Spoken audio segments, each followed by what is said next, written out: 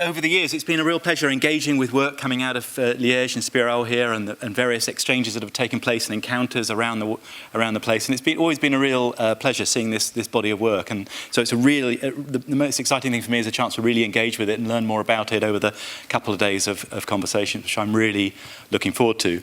As for my own contribution, I'm also grateful for the cue to engage with this idea of trading zones, as usual with an academic. Middle-aged academic like me, I just say the same thing all the time. And it's been nice to just refract that and think about this concept of trading zones. So I hope this will be of some interest to the wider discussions. What I'm going to do is talk about my favourite subject of opening up, democracy of innovation and knowledge, in which I owe a huge debt to other speakers here, by thinking about the move, cognitive move, framing move, from trading zones to imperial structures. The imperial structures in the metaphor and the actuality of trading zones underlie the way in which trading zones are constituted. So I want to just muse about what happens when we move our attention from the trading zones themselves to these imperial structures. I do so in ways I'm not going to do so because my all-important slides don't work. So thank you very much.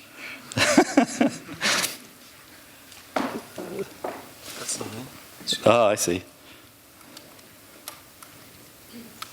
Thank you very much. Yeah, perfect. So, first of all, it's a very rich body of thinking has gone on around trading zones in the hands of various people, not of all of which is mutually consistent, but that's fair and square in academia. So it's a rich framework for examining especially the social, material, political interactions between individuals and groups and organizations and institutions that affect the ways in which access is gained, control is exercised over, diffusion takes place of knowledge, and the discourses in which knowledge is embedded. And there's a tendency to be a presumption sometimes that the knowledge is something that moves around in these arenas. And in Peter Gallison's work on this, the formative work that framed it in the first place, I think it's fair to say, and some people have noticed, a relatively less pronounced attention to power in these relations. But others have taken up the concept more recently, as is known much more by people in the audience here than by me, to think about what happens when power is taken seriously and examined in the context of the constituting of trading zones. So we have, contrast between collaboration and coercion, seen in various different ways, competing for various kinds of resources, designing engagements, enforcing the terms of trade, accrediting status, and at one extreme of the spectrum, coercing compliance, for instance, in the work of, among others, Harry Collins, Rob Evans, and Gorman. Now, this has given then play to quite a fertile body of thinking around how. I thought I should do this, by the way, because I saw I was with some fright. I was the first guy to speak at the conference. So I thought I should outline things I know people know very well here. And I think the thinking that this embodies are ways of thinking about the ways the dynamics of around knowledge and the politics and power and knowledge move within particular settings is very helpful. But one thing I'm concerned about, which several people have written on, is the extent to which even collaborative deliberation at one end of the spectrum, at the more equally balanced end of the spectrum in resources, contains nonetheless implicit power relations around the way the boundary objects are legitimated, the entities that are being exchanged, the interactional expertise that is spoken about by Harry Collins and his colleagues, and the interlanguages that develop. These things that develop supposedly at one end of the spectrum are all subject to conditioning by various kinds of power. So the trading zones idea, then, is a good way of addressing local alignings of purpose and power. But I think there is a tendency or a space for further thinking and I know that that kind of work goes on here, about the more Foucauldian dimensions of power, the underlying, constituting factors in knowledge itself, as brought out, for instance, in work I'm sure we'll hear about from Sheila later on. So I think it's kind of interesting to take some of these ideas from trading zones and think about the underlying imperial structures, the cultural structures, the political economic structures that are also evident in the dynamics of knowledge. And that's what I want to do with this talk, revisiting some themes that are dear to my heart and to ways I've worked with various colleagues here. And one of those deep structures, those deep imperial structures, is the origin myth of progress. The way it underlines the very fabrics of knowledge is illustrated by the way in which leading political figures in different contexts invoke progress as a basis for some of the most acutely contestable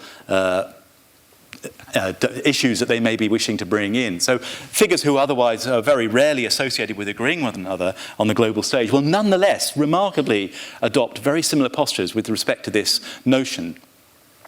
And it's a byword amongst anthropologists, I understand, that if you want to get a handle relatively quickly on the deepest political tensions, the ones about which it is most uncomfortable to speak in a given culture, ask about the origin myth. Because it will be in the origin myth that whether it be gendered relations or class relations or ethnic relations will feature in that myth. And so our own origin myth is quite illuminating in that it does, in various ways, embody these notions of progress and a kind of unilineal notion at that.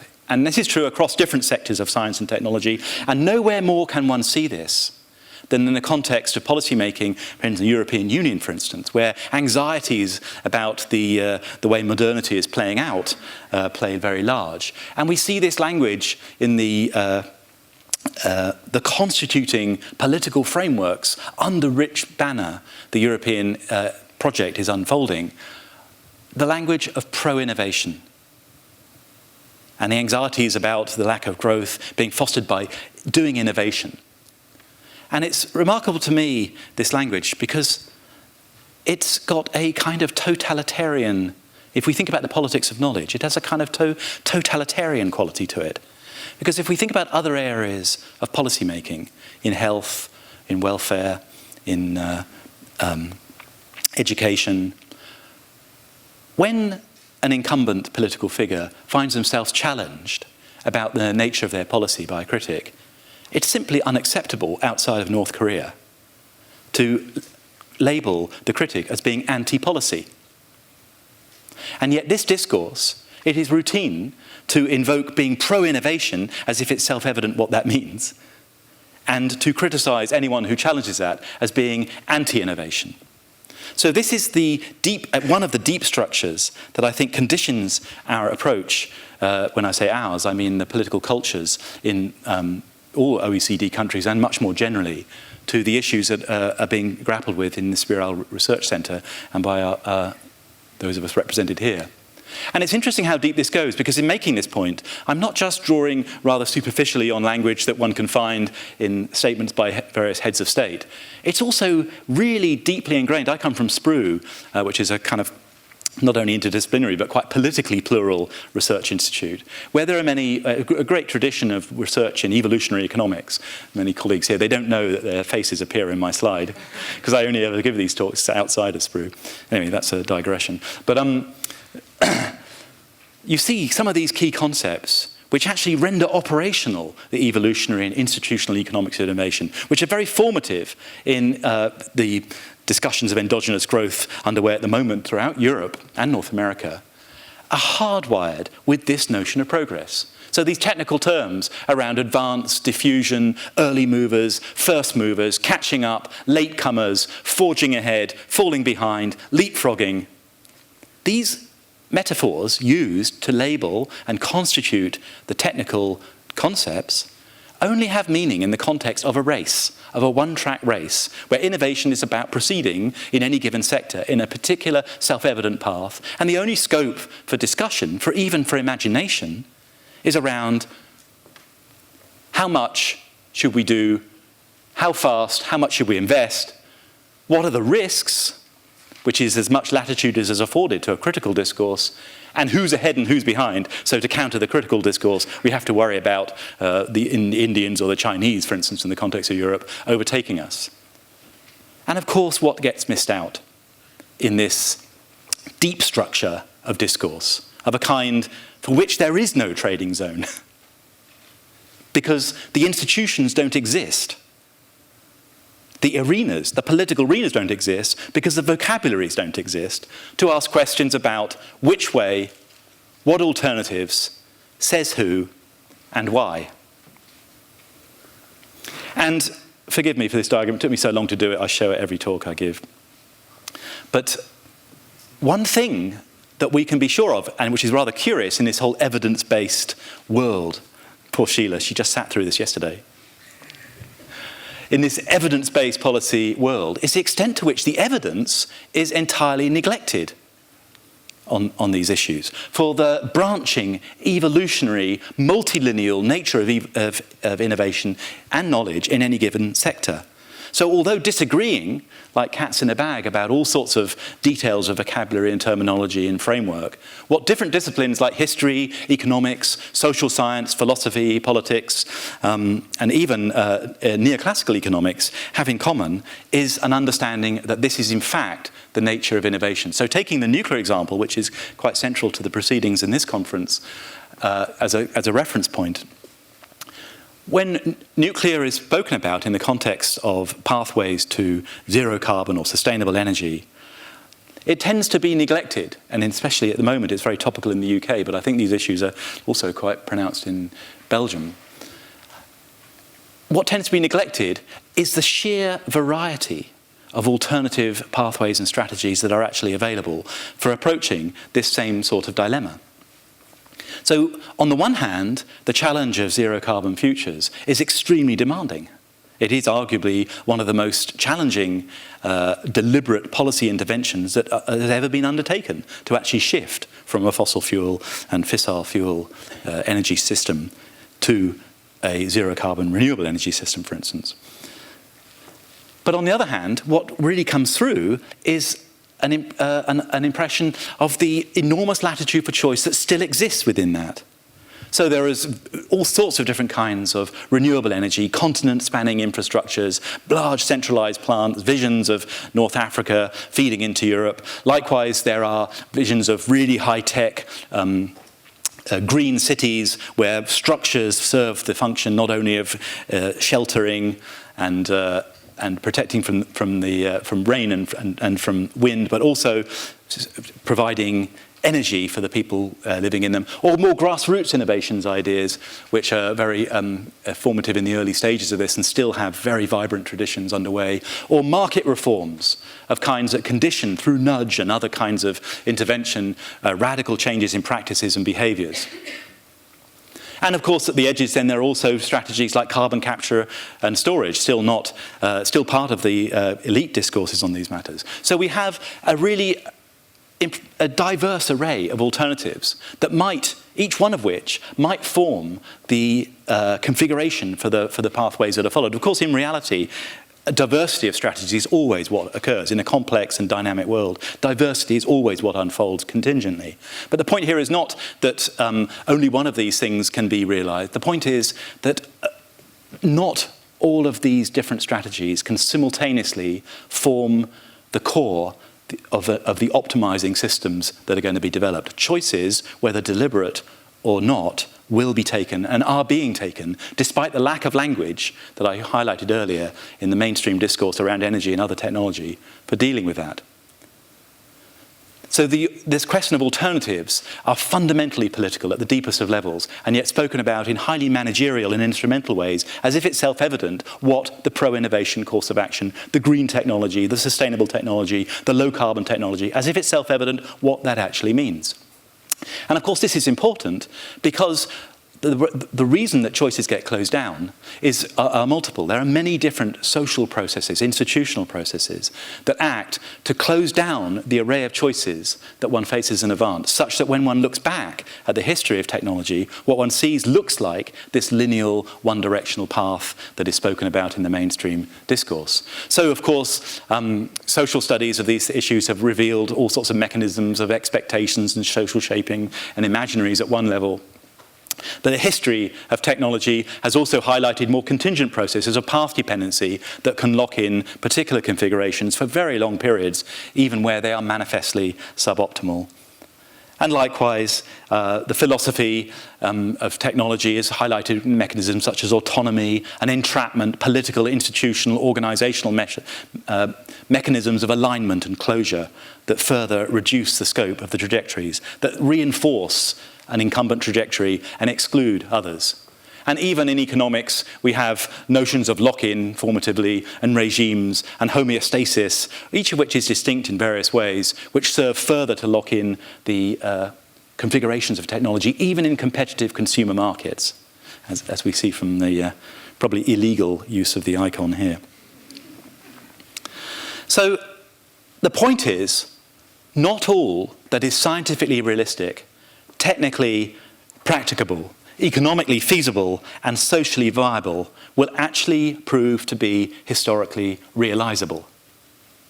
And this is the crucial fact about the evidence-based fact, if you like, and I'm going to come to that discourse in a moment, about the nature of innovation, which is excluded by the deep imperial structure of the way we go out speaking about it.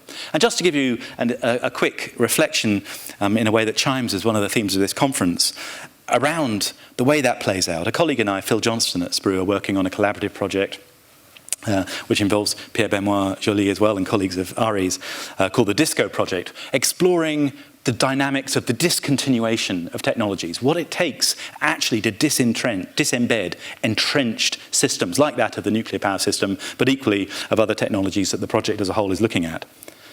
And one of the points that really comes over from the work that Phil and I, and drawing on other people's work around the world on this, about nuclear power is that actually nuclear power around the world at the moment is only presently under active development in countries with notable pressures, with documentable pressures around nuclear armament, in countries that are themselves nuclear armed, or professing ambitions to be nuclear armed, or in political contexts where they have their principal protagonist is already nuclear armed.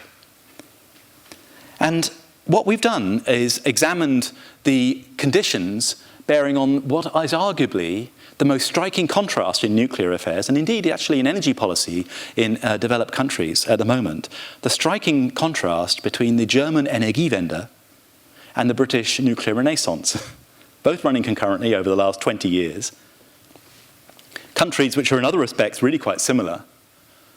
And if you want to understand nuclear discontinuity, it's interesting to try and explore what are the dynamics that actually constitute that. And what we found, cutting a long story very short, just for the purpose of illustrating this main theme I've got here about imperial structures, is that the established ways of thinking about technological regimes, innovation theory, transition theory, the multi-level perspective, I'm sure people here are very familiar with these different theories. But the point is, even for those who haven't worked with them, that these theories tend to focus in around the particular regime itself, the particular trajectory itself, and seek to explain the dynamics of closure or of possible discontinuation proximately in terms of the institutions and the cultures around that trajectory. In other words, they focus in on the trajectory itself. And if you look at the German in the UK, you simply would not draw the conclusion, by looking at those proximate relations around the trajectory, that it would be in Germany that you would see a move away from nuclear power. Germany has, and has had for decades, arguably the most successful nuclear industry in the world. It has a rather poor renewable resource compared to the UK. It has a relatively high penetration of nuclear power in its electricity system, going right at the beginning of the period when the Energiewende was being discussed. Whereas in the UK, you have a nuclear industry with a very poor nuclear engineering record, no real sales since the 60s around the world, a low penetration of nuclear power, the best renewable resource in the world, and an offshore industry, which doesn't exist to the same extent in Germany, which is able to pick up and actually take advantage of a move towards this renewable resource. So looking at these configurations around the trajectory, one would draw the conclusion that it would be in the UK rather than Germany. It's only when you extend attention more widely to issues of democracy that actually a contrast breaks out, for reasons that we haven't got time to discuss, but the way the German political structures are constituted and the political culture is constituted in political science, and people here may know this literature better than I'm sure they do actually, but the qualities of democracy literature, albeit quite diverse in its own right, when it looks at the different countries, Germany consistently is identified as a country in which, for various reasons, sometimes contending, democracy is in a healthier state. So actually, empirically, if you want to explain the Energiewende by contrast with the nuclear renaissance, it's very difficult to avoid attention not just to the conditions around the trajectory in a way that's encouraged by these theories, but at the quality of democracy more generally. And in more recent work, we've looked at the particular position of the UK with respect to nuclear weaponry and the nuclear military commitment. And that's nothing relating to the actual trajectory, the central trajectory itself, but we found that actually at crucial formative moments in decisions to commit to nuclear power and the nuclear renaissance, there's been a lot of anxiety about the capability of the UK to maintain its nuclear submarine infrastructure, which requires a minimal level of nuclear engineering expertise, regulators, design engineers, etc., to actually make it possible.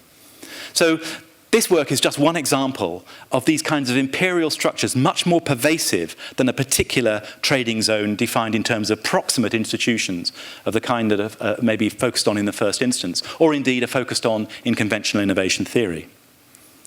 But this is important because it's these ways, it's by structuring these implicit institutional configurations underlying discourse that we end up with debates of the kind that we do about these issues, suppressing questions about which way and instead talking about what risk. The sidelining of alternatives is actually, ironically, nowhere more asserted than in the regulation. Ostensibly, the regulation of technology is what we think about it, and the Volkswagen case notwithstanding it. So I think the implications of the Volkswagen case have yet to come through about really revealing into popular discourse the nature of regulatory capture in the way written by Sabatier.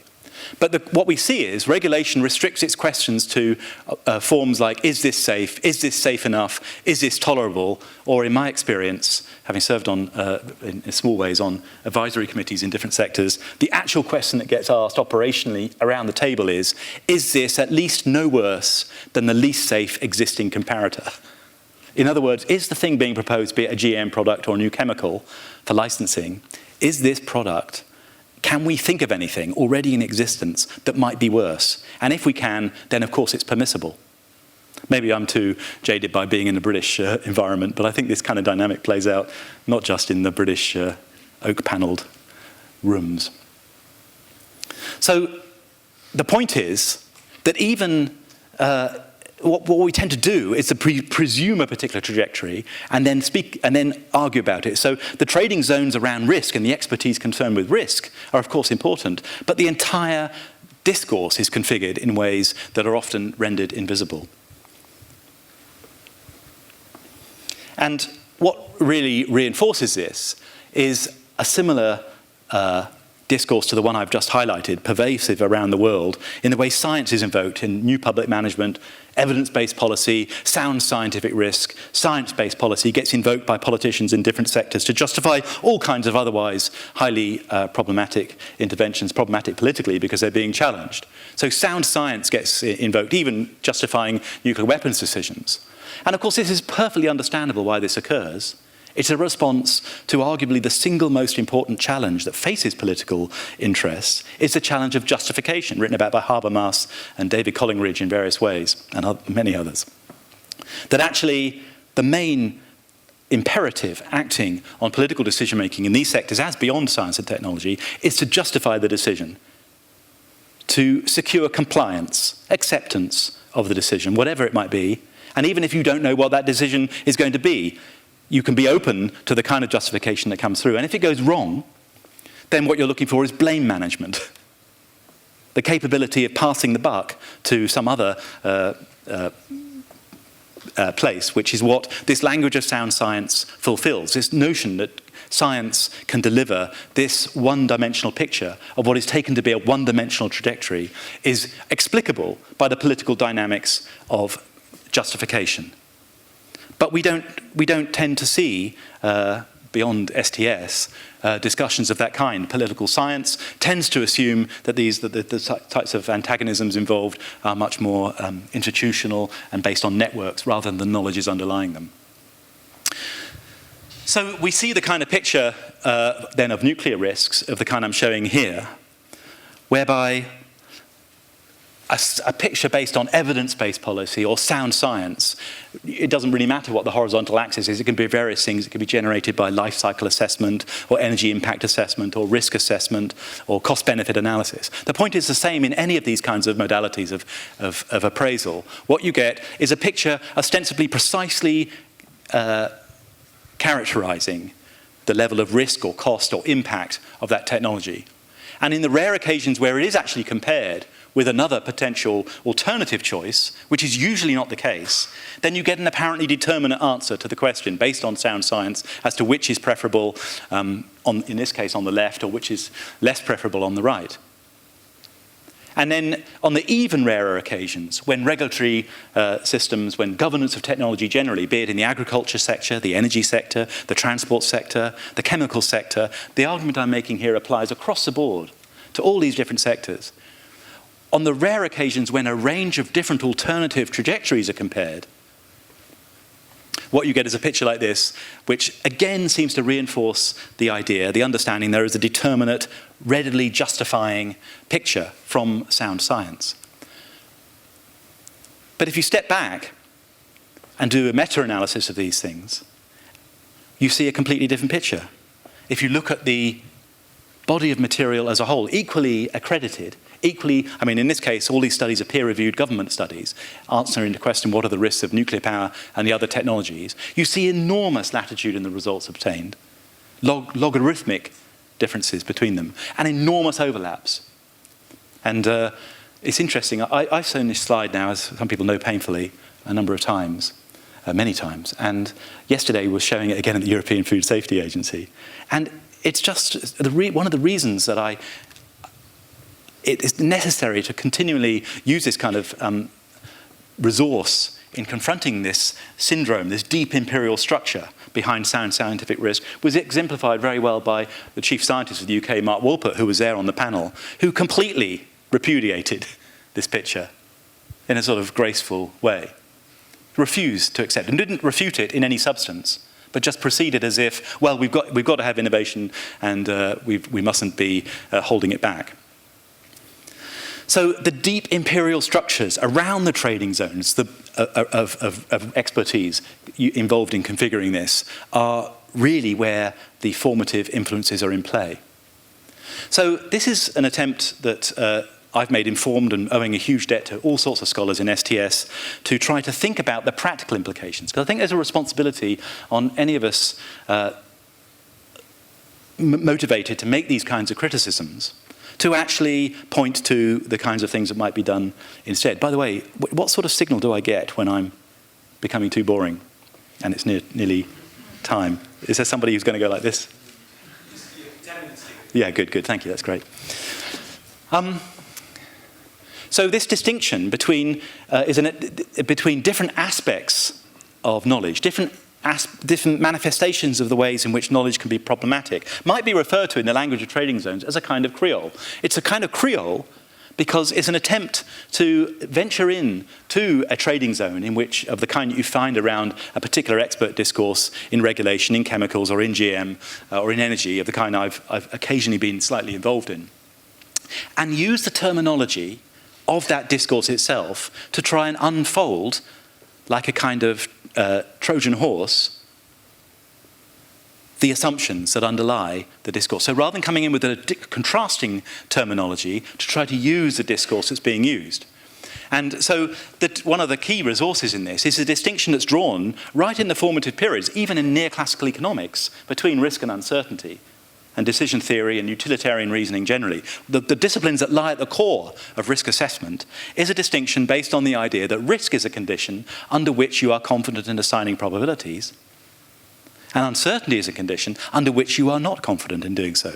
So by definition, uncertainty. By definition, the word refers in this language to circumstances where there is no confidence in probabilities, to express the lack of knowledge.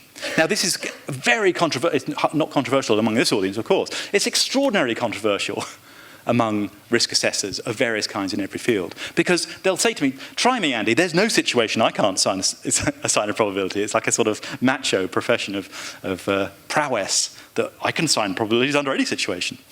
The point is the confidence. But the canonical definition of risk also contains this other dimension. It's about probability times magnitudes.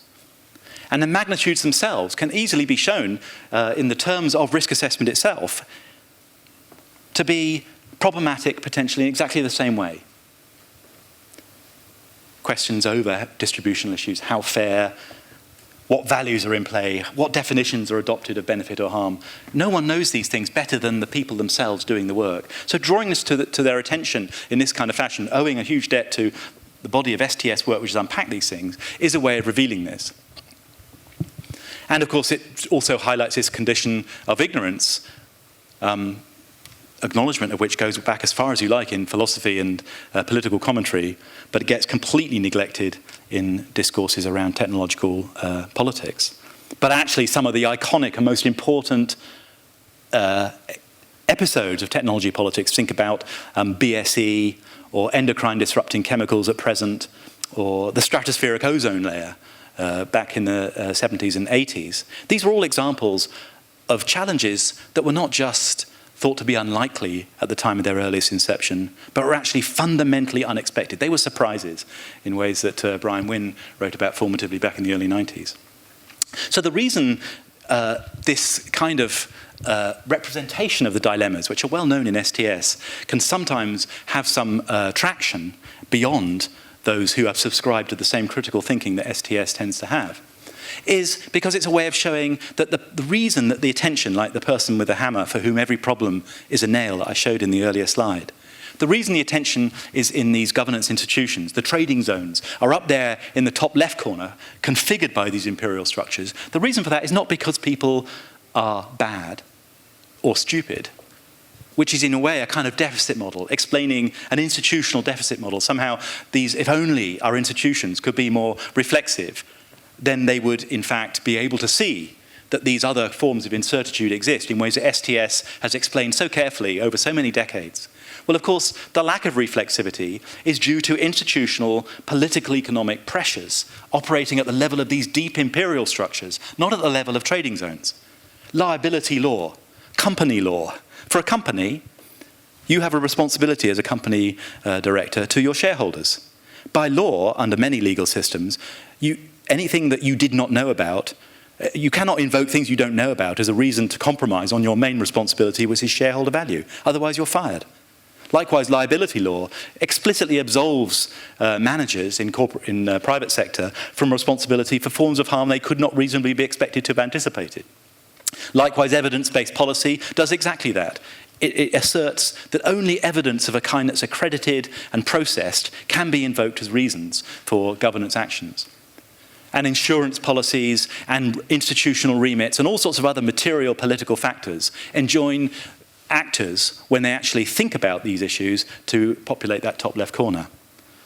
So why I think it's important to extend some of the power dynamics that are thought of in the context of trading zones outward into the imperial structures that underlie them and which constitute them and which overlay them as well, is because on the few occasions when there is space made for other kinds of approach, it's due to collective action from civil society, which breaks open the imperial structures, usually for a short period, and makes a space for other kinds of policy language and other kinds of methodology and practice to briefly intrude into the citadels of power of technology governance, and actually sometimes gives a voice to STS scholars of the keynote represented in this room, who then tend to find themselves invited to places they're not normally invited during these periods of crisis. opened up by collective action as of the kind on nuclear during certain episodes, or on GM, or on particular chemicals. So it's these that make a space for considering different kinds of methods, different kinds of practice, of which there are plenty. There's no shortage of practical methods to engage with uncertainty in a way that doesn't aggregate, or to engage with ambiguities about values and interests in play, and options and imaginations that are in play. All sorts of participatory practices which have the quality not of closing down, but of opening up appreciations for the different understandings and the different value commitments that are in play. So, to conclude this talk then, and try and be probably a little bit glibly prescriptive, but I hope the message comes over to try to indicate how the solution to these challenges do not lie in a deficit model under which we chastise the experts or the institutions for being insufficiently reflexive, or even for criticising methodologies, because as we know better than anyone in our disciplines, these factors are much more pervasive, much more distributed. Where the answer lies is in institutions in the most general sense, and in culture, thinking about how it is that culture can be changed. And at the moment, the cultures underlying the governance of technology are dominated, not only in the institutions that are have most agency, but in general, throughout the media and in general discourse, by this risk kind of paradigm, this sound science paradigm, under which there's a very strongly reinforcing dynamic that the challenges themselves are considered only in very narrow ways, in terms of a particular trajectory that's presumed in the fashion I've tried to illustrate in several of the things I've said, where we don't even have the language for considering alternatives, where all sorts of uncertainties and perspectives are excluded. And then when the regulatory institutions, or even the civil society institutions critiquing those regulatory institutions, comment on the issues in question, whatever side of the debate they're on, they emphasize this closed-down picture. Whether they're using participatory techniques or quantitative analysis, you get this idea, here's the answer. There is, in fact, an answer. There is, in fact, the direction for progress. We may be arguing about it, but what we do agree on is there's only one alternative. It's just we favor different alternatives. And that then reinforces, within wider imperial structures, if you like, underlying these processes, this lock-in, these other forms of closure I mentioned earlier, in this very powerful fashion, which confines the space for collective action, social, political mobilization of a kind that open up the space for the practice of the methods I've been talking about.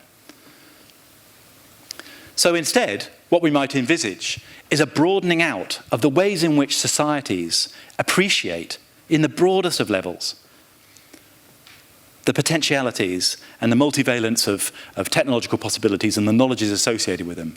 Neglected issues, excluded views, alternative pathways, ignored uncertainties, marginalized interests, making power explicit, not because it's a bad thing, but because the pictures that we tend to get, the knowledge itself is pervaded by power. So if you want to be neutral and objective, you need actively to counteract power. Not because it's a bad thing, but because it leaves its imprint on knowledge in the ways I'm showing. And to open up, by all sorts of different processes, the representations of these choices, of the knowledges around these choices that are given by these kinds of methods. Methods I briefly alluded to, which are multiple and which aren't really the point. The point is the opening up of a political space to appreciate, in ways that the existing discourses of technology and science deny, that these are issues of political choice about which it would be appropriate to have political discussions of exactly the kind that we have in other areas of policymaking, albeit under pressure themselves.